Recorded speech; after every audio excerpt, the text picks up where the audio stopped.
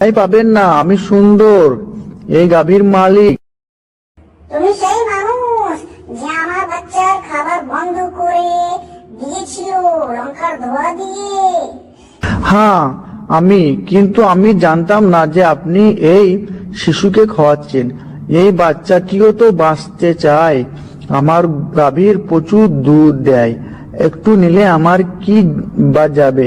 আজ থেকে আপনি আর চুরি করবেন না, আমি নিজেই আপনাকে দুধ দিয়ে যাব। তুমি আমাকে দুধ দেবে? তুমি জানো না আমি কে?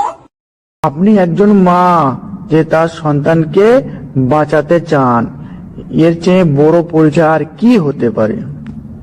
পরদিন থেকে সুন্দর একটি বড় বাটি নিয়ে গাছের গোড়ায় যেতে লাগল। সেখানে সে বাটি ভর্তি দুধ রেখে আসত। 4 দিন পর যখন সে আবার গেল, দেখল নাগিনী তার অপেক্ষায় দাঁড়িয়ে আছে।